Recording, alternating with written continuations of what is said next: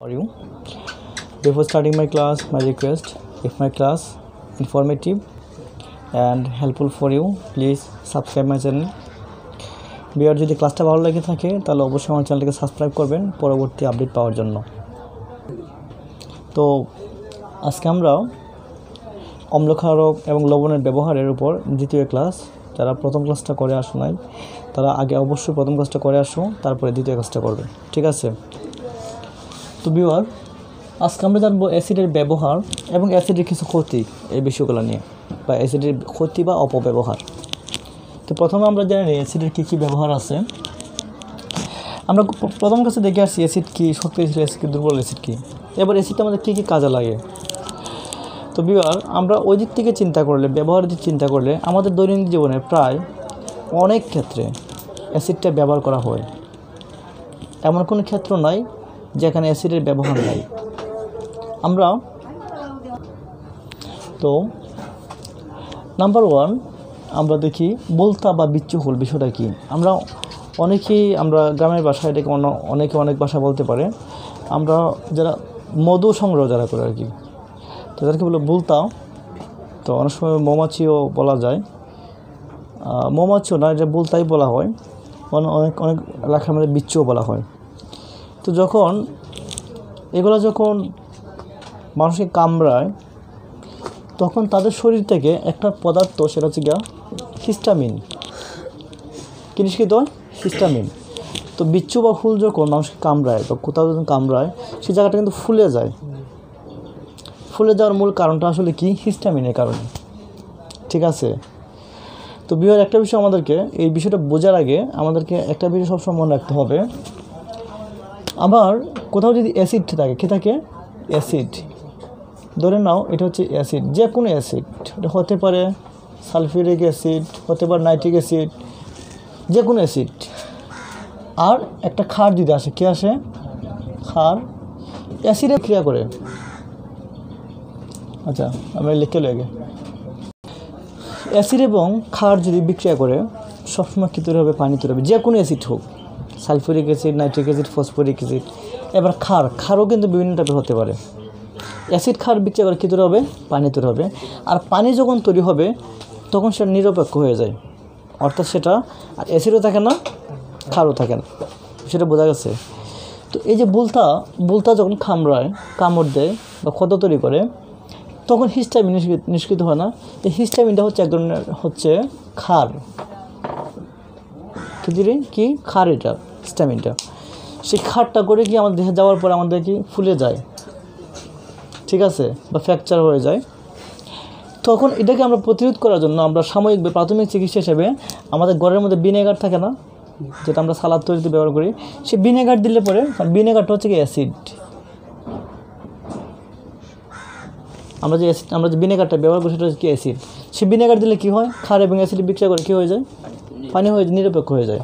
তাহলে আমাদের দৈনন্দিন জীবনে এই যে ভিনেগারটা, এটা অ্যাসিড না, সেই অ্যাসিডটা আমাদের কাজে আসলো না। বিষয়টা বোঝা গেছে? এটা হচ্ছে অ্যাসিডের ব্যবহার। এবার আমরা দ্বিতীয়টা দেখি, কোমল পানীয়। কোমল পানীয় বলতে আমরা নর্মালিভাবে খাওয়ার পরে আমরা বিভিন্ন ধরনের কোমল পানীয় খাই। সেটা হতে পারে স্প্রাইট, হতে পারে কোকাকোলা, হতে পারে বিভিন্ন ধরনের কোমল পানীয় খাই। খাওয়ার পরে আমরা অনেকেই বলি কি যে খাবারটা খুব বেশি হজম হয়।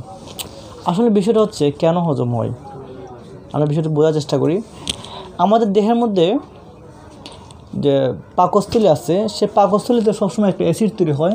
সেই অ্যাসিডটা হচ্ছে হাইড্রোক্লোরিক অ্যাসিড, HCl বা হাইড্রোক্লোরিক অ্যাসিড।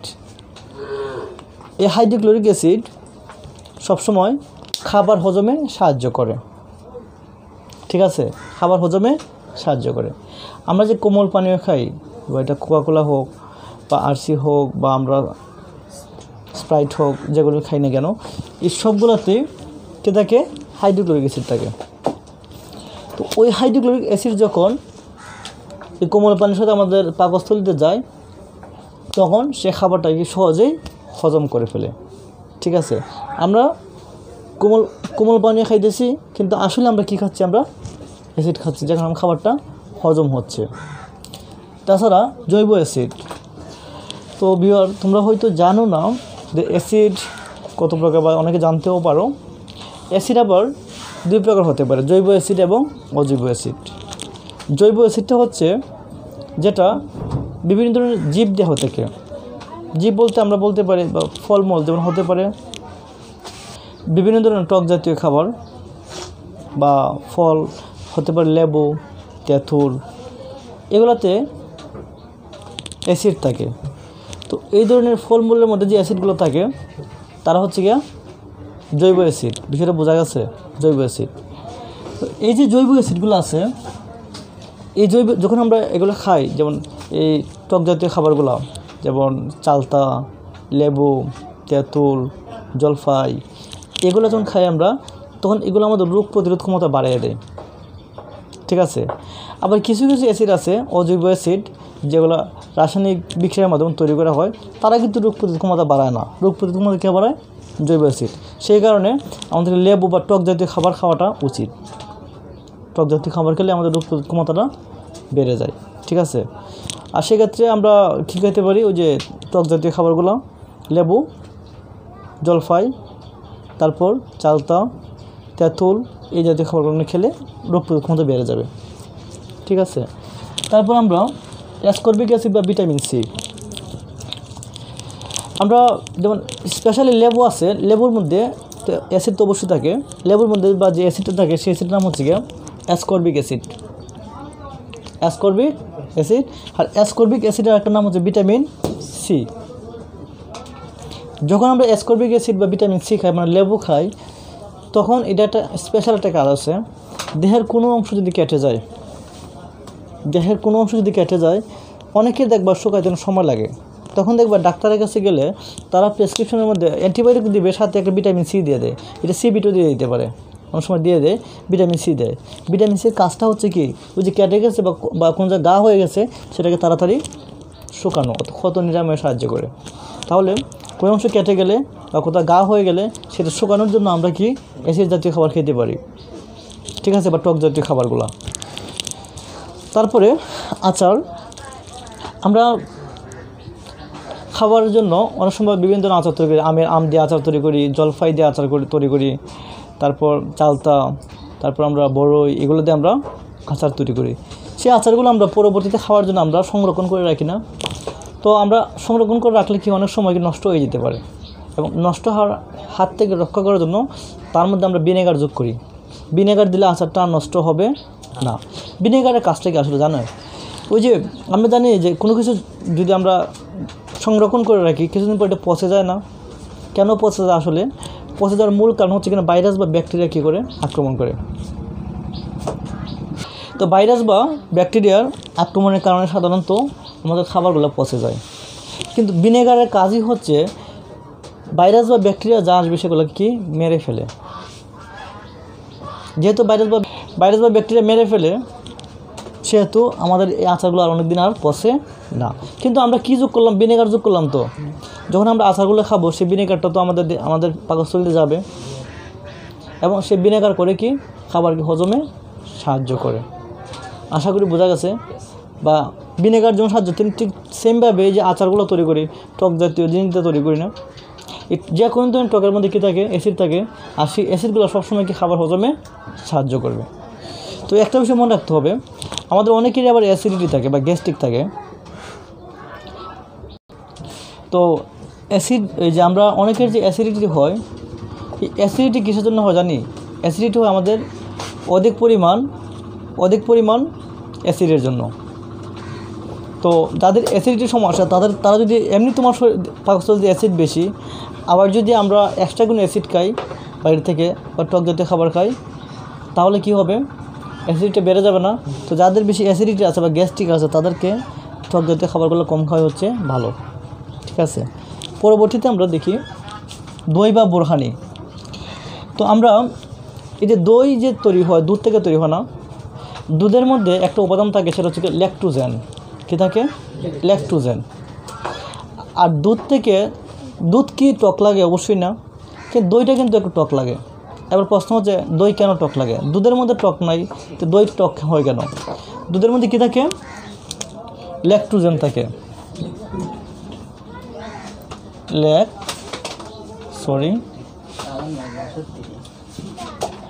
ল্যাকটোজেন। দুধের ল্যাকটোজেন থাকে যখন দুধ থেকে দই হয় এবং এই ল্যাকটোজেন থেকে তৈরি হয় ল্যাকটিক অ্যাসিড। কে তৈরি হয়? ল্যাকটিক অ্যাসিড তৈরি হয়। তো যখন ল্যাকটিক অ্যাসিড তৈরি হয়, এই ল্যাকটিক অ্যাসিড কী করে? আমাদের খাবারকে আমরা যখন খাই, দইটা যখন খাই তখন দইয়ের মধ্যে কি ল্যাকটিক অ্যাসিড থাকে না? ওই ল্যাকটিক অ্যাসিড আমাদের খাবার হজমে সাহায্য করে। আশা করি বিষয়টা বোঝা গেছে। তাছাড়াও আমরা বুরহানি, এই বুরহানিও ঠিক সেম। এই বুরহানি তৈরিতে আমরা দুধ ব্যবহার করি, আর দুধ থেকে কী তৈরি হয়? দই তৈরি হয়। আর দই মানে হচ্ছে দইয়ের মধ্যে অ্যাসিড থাকবে, যে অ্যাসিড হচ্ছে ল্যাকটিক অ্যাসিড। আর ল্যাকটিক অ্যাসিড যখন আমাদের দেহের ভিতরে যায় বা পাকস্থলীতে যায় তখন সে খাবার হজমে সাহায্য করে। এই কারণে আমরা খাবারের পরে আমরা দই খাওয়া উচিত। অনেকে আমরা খালি পেটে দই খাই, এটা ঠিক না। আর সবসময় মনে রাখতে হবে, ফলগুলা, দই বা বুরহানি জাতীয় জিনিসগুলা খালি পেটে খাওয়া উচিত না। খালি পেটে এগুলো কখনো খাওয়া উচিত না। আমরা যখন খাবো, ভাত খাবো বা কোনো কিছু খাবো, খাওয়ার পর এগুলো খাবো, তাহলে তোমার শরীরের জন্য ভালো। কিন্তু খালি পেটে খেলে তোমার গ্যাস্ট্রিক বা অ্যাসিডিটি বেড়ে যাবে। আর আমাদের খালি পেটে সবসময় পানি খাওয়া উচিত, অন্য কোনো কিছু খাওয়া না, পানি খাওয়া উচিত। যখন তোমার খুব খেতে লেগে গেছে, তুমি মানে বাসার বাইরে আসো, এই মুহূর্তে তুমি পানি খাইবা, অন্য কিছু খাইবা না, ঠিক আছে? তো এবার পরবর্তীতে কি, আমরা টয়লেট ক্লিনার যেমন আমরা হারপিক ব্যবহার করি, তো হারপিকগুলো আমরা বেসিন, এই যে আমরা বিভিন্ন পরিষ্কারক, এটা বেসিন পরিষ্কারক বা আমরা টয়লেট পরিষ্কারক যেগুলো আমরা পরিষ্কার করি, সেই পরিষ্কারক জিনিস তৈরিতে অবশ্যই আমরা যে উপাদানটা, সেই উপাদানটি অ্যাসিড। সেই অ্যাসিডগুলো হচ্ছে হাইড্রোক্লোরিক অ্যাসিড, নাইট্রিক অ্যাসিড বা সালফিউরিক অ্যাসিড। এর একটা বিষয় হলো আমরা অ্যাসিডটা কেন ব্যবহার করি? আমরা এগুলো জীবাণু মারার জন্য ব্যবহার করি না। সমান রাখতে হবে, এই যে অ্যাসিডের মধ্যে আমরা কী থাকে? H+ থাকে। তো অ্যাসিডের মধ্যে সবসময় কী থাকে? H+। মনে রাখতে হবে, এই H+ সবসময় জীবাণুকে মেরে ফেলে। যে কোনো জীবাণুকে গিয়ে H+ মেরে ফেলে। এই কারণে আমরা কী ব্যবহার করি? আমরা অ্যাসিড ব্যবহার করি। এবং যে কোনো অ্যাসিডের মধ্যে H+ থাকে না, যে কোনো অ্যাসিড H+ থাকবে, আর H+কে জীবাণুকে মেরে ফেলে এবং পরিষ্কার করে ফেলে। এই কারণে আমরা অ্যাসিডটা ব্যবহার করি। তাছাড়া আমরা বাড়িতে যে আমরা ব্যাটারি ব্যবহার করি, যে IPS-এর ব্যাটারি অথবা আমরা সৌর প্যানেল, তো এই যে ব্যাটারিগুলো বা তো গাড়ির ব্যাটারি, মোটরসাইকেলের ব্যাটারি, সেই ব্যাটারিগুলোতে অ্যাসিড থাকে কিন্তু। এবং যে অ্যাসিড থাকে সেই অ্যাসিডটা হচ্ছে কি? Sulphuric acid. এবং এখানে ব্যাটারির অ্যাসিডের কাজটা কি? যে ব্যাটারি সালফিউরিক অ্যাসিড ব্যবহার করি, তার কাজটা হচ্ছে চার্জকে জমা রাখা। এখানে H+ একটা চার্জ না, এটা এই যে প্লাসটা একটা চার্জ না, সেই চার্জটাকে জমা রাখে, পরবর্তী সে আস্তে আস্তে চার্জটা কী করে? ব্যয় করে, ঠিক আছে? তারপরে আমাদের সর্বশেষ যে ব্যবহারটা, সেটা 9 নাম্বার, সার তৈরিতে। আমরা ফসল উৎপাদনের জন্য বিভিন্ন সময় আমরা সার ব্যবহার করি।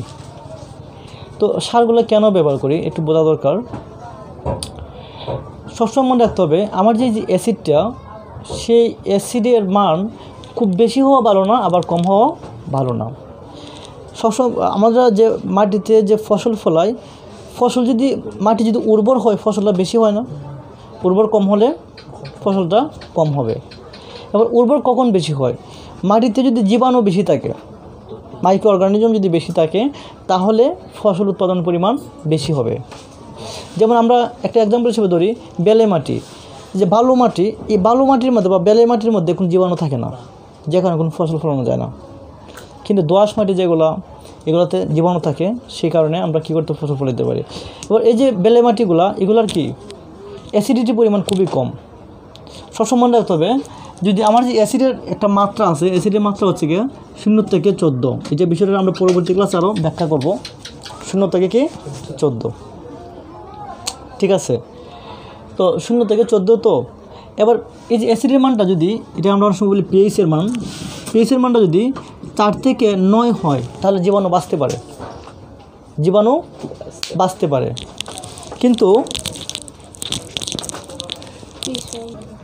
কিন্তু অনেক সময় আমাদের মাটির pH আছে না, 4-এর থেকে কমে যায় অথবা 9-এর চেয়ে বেশি হয়ে যায়, ফলে এখানে কোনো জীবাণু থাকতে পারে না। তো জীবাণু যদি না থাকতে পারে, মাটি উর্বর হবে? অবশ্যই না, মাটি উর্বর হবে না, ফলে ফসল উৎপাদন ভালো হয় না। সেই ক্ষেত্রে আমরা সার প্রয়োগ করি। মাটি যদি অ্যাসিডিক কম হয়, তাহলে অ্যাসিডিক সার প্রয়োগ করি। সার কম হলে ক্ষারীয় সার প্রয়োগ করি। তাহলে অ্যাসিড কম হলে অ্যাসিডটা বাড়াই দিই, ক্ষার কম হলে ক্ষারটা বাড়াই দিই। ফলে এমন একটা মাত্রা নিয়ে আসে যেখানে জীবাণু বাস করার একটা পরিবেশ নিয়ে আসছে, তারপরে কীখানে ফসল উৎপাদনটা বেশি হয়। আর এই যে সার তৈরি করি, সেই সার তৈরি করতে আমাদের কী প্রয়োজন? অ্যাসিড প্রয়োজন। যেমন আমাদের একটা সার নাম হচ্ছে অ্যামোনিয়াম নাইট্রেট, এই সারের নাম হচ্ছে অ্যামোনিয়াম নাইট্রেট। এই অ্যামোনিয়াম নাইট্রেটের সার তৈরি করতে আমরা যে অ্যাসিডটা ব্যবহার হচ্ছে নাইট্রিক অ্যাসিড। লক্ষ্য রাখি এখানে নাইট্রেট আর এই জায়গাতে নাইট্রেট মিল আছে কিন্তু। আরেকটা সার হচ্ছে অ্যামোনিয়াম সালফেট। এই অ্যামোনিয়াম সালফেট তৈরিতে যে অ্যাসিডটা ব্যবহার হচ্ছে সালফিউরিক অ্যাসিড। 3 নাম্বার আরেকটা সার হচ্ছে অ্যামোনিয়াম ফসফেট। এই অ্যামোনিয়াম ফসফেট তৈরিতে আমরা যে সার ব্যবহার করি সেটা হচ্ছে ফসফরিক অ্যাসিড। মনে রাখতে হবে এখানে কিন্তু আয়নের, এখানে ফসফেট, এখানে phosphate, sulphate, sulphate, nitrate, nitrate, ঠিক আছে। তো এগুলো হচ্ছে আমাদের অ্যাসিডের ব্যবহার। তো অ্যাসিড যেমন আমাদের উপকার করে, ঠিক সেমভাবে অ্যাসিডের ক্ষতিও কিন্তু কম না। যেমন আমি প্রথমে বলছিলাম, তো বিয়ার আমি বলছিলাম অ্যাসিড যেমন আমাদের উপকার আসে আবার অপকারও করে। যেমন বলছিলাম কি আমরা এই টক জাতীয় খাবার বা দই জাতীয় খাবার আমাদের কী করে, আমাদের খাবার হজমে সাহায্য করে। কিন্তু আবার মাঝে মধ্যে কী হয়, যাদের অ্যাসিডিটি আছে বা গ্যাস্ট্রিকের প্রবলেম আছে তারা কিন্তু টক জাতীয় খাবার খেলে কী হয়, আবার টক জাতীয় খাবার খেলে আমাদের অ্যাসিডিটি বেড়ে যেতে পারে, যাদের অ্যাসিডির সমস্যা আছে, এটা কিন্তু অপব্যবহারই হয়। তো এবার আরও কিছু ব্যবহার আছে, যেমন অ্যাসিডটা যদি কোনো কারণে অ্যাসিড যদি আমাদের কাপড়ের উপর পড়ে যায়, তাহলে সেই কাপড়টা কী হয়ে যেতে পারে, ক্ষতি হয়ে যেতে পারে, নষ্ট হয়ে যায়, কিন্তু জ্বলে যায়। তাছাড়া আমাদের চামড়া, আমাদের স্কিন বা আমাদের চামড়া যে কোনো দ্রব্য, জুতা হতে পারে, চামড়ার জুতা, বা আমাদের নিজের শরীরের চামড়া হতে পারে, এগুলোর প্রতি অ্যাসিড জ্বলে যায়, কিন্তু নষ্ট হয়ে যেতে পারে। তাছাড়া বিভিন্ন লোহার জাতীয় আমরা যে জিনিসগুলো বা ধাতব পদার্থ যেগুলো আমরা বিভিন্ন সামগ্রী তৈরি করি, তো আমাদের বাসার মধ্যে বিভিন্ন বাসনপত্র আছে যেগুলো, বা আসবাবপত্র আছে যেগুলো আমরা বিভিন্ন লোহা দিয়ে তৈরি হয়, বা কাঁসার তৈরি জিনিস বা স্টিলের জিনিস, পিতলের জিনিস, এই জিনিসগুলোর উপর যদি অ্যাসিড পড়ে তাহলে জিনিসগুলো কী হয়ে যায়, ক্ষতি হয়ে যায়, নষ্ট হয়ে যায় বা ক্ষয় হয়ে যায়। তাই আমাদের অ্যাসিডের ব্যবহার এবং অপব্যবহার সম্পর্কে কী হতে হবে, একটু সচেতন হতে হবে। আশা করি আমরা বিষয়টা বুঝতে পারছি। আর এছাড়া আমাদেরকে আরেকটা বিষয় মনে রাখতে হবে, অ্যাসিডের ব্যবহার কিছু আইন কানুন বা নিয়ম কানুনও আছে। তবে আমরা বলতে পারি অ্যাসিডে যে আমাদের সমাজে কিছু কিছু মানুষ আছে দুষ্কৃতিকারী, সবাই তো আর ভালো না। তো তারা বিভিন্ন কারণে হয় কি, অনেককে অ্যাসিড ছুঁড়ে মারে। তো তারা অনেক সময় অ্যাসিড ছুঁড়ে, বিশেষ করে যুবতীরা যারা, তাদের উপরে বিভিন্ন কারণে মানে ক্ষিপ্ত হয়ে তারা অ্যাসিড ছুঁড়ে। অথবা গৃহবধূ বা ঘরের বউ যারা আছে তাদের হাজব্যান্ড বা পরিবার সদস্য অনেক সময় অ্যাসিড ছুঁড়ে। তো অ্যাসিড ছুঁড়লে কী হয়, তার চামড়া নষ্ট হয়ে যায়, তার শরীরের মুখের চেহারা বিকৃত হয়ে যায়, যে কারণে সে সমাজের সামনে আসতে পারে, অনেকে আত্মহত্যা করে। তো ওই জিনিসটা প্রতিরোধের জন্য বাংলাদেশ সরকার 1995 ধারা অনুযায়ী যে শাস্তি হতে পারে অ্যাসিড ছোড়ার, সেটা হতে পারে যাবজ্জীবন কারাদণ্ড, এমনকি ফাঁসিও হতে পারে। তাই আমাদেরকে এই ধরনের কাজ থেকে সবাইকে কী থাকতে হবে, বিরত থাকতে হবে। আমরা অ্যাসিডটা ব্যবহার করব সঠিক কাজে, কিন্তু আমরা অপব্যবহার করব না। তো এই প্রত্যাশায় সবার কাছ থেকে নিয়ে শেষ করলাম। আর পরবর্তী আপডেট পাওয়ার জন্য আমার চ্যানেলটাকে অবশ্যই সাবস্ক্রাইব করবেন। সবাই ভালো থাকুন।